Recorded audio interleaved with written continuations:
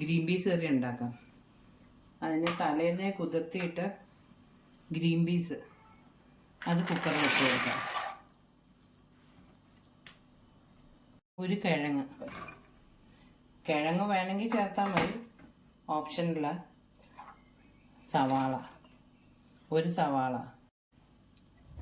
ഇഞ്ചി വെളുത്തുള്ളി ചതച്ചത്, ഒരു തക്കാളി, 2 പച്ചമുളകും അതുകൂടെ ഇട്ട് കൊടുക്കാം. ഇനി മസാലപ്പൊടികളിടാം. ആദ്യം 1 സ്പൂൺ മഞ്ഞൾ, 1 സ്പൂൺ പെരിഞ്ജീരകപ്പൊടി, 1 സ്പൂൺ ഗരം മസാല,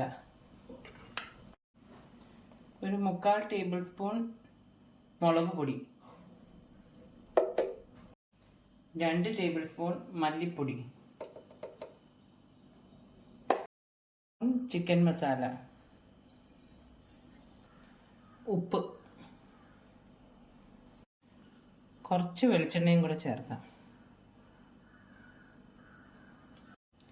എല്ലാം ഒന്ന് മിക്സ് ചെയ്ത് കൊടുത്തിട്ടുണ്ട്. ഇനി വെള്ളം ഒഴിക്കാം.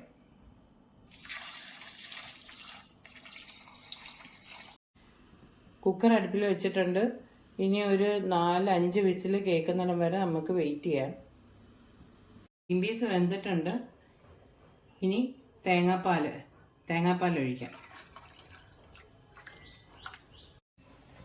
തേങ്ങാപ്പാൽ ഒഴിച്ച് ഒന്ന് ചൂടായാൽ മതി. ഇനി താളിച്ചൊഴിക്കാം. ഒരു പാൻ വെച്ച് വെളിച്ചെണ്ണ ഒഴിച്ചിരിക്കുക.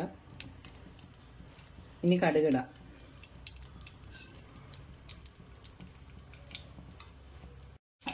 കറിവേപ്പിലയും കൂടെ ഇട്ട് കൊടുക്കാം.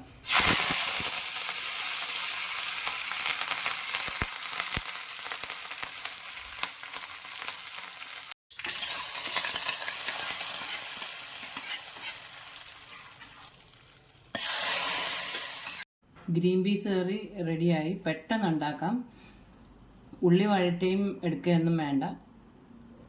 പെട്ടെന്ന് മസാലയെല്ലാം ഇട്ട് പെട്ടെന്ന് ഉണ്ടാക്കുന്നൊരു കറിയാണ്. എല്ലാവരും ഒന്ന് ട്രൈ ചെയ്ത് നോക്കണേ.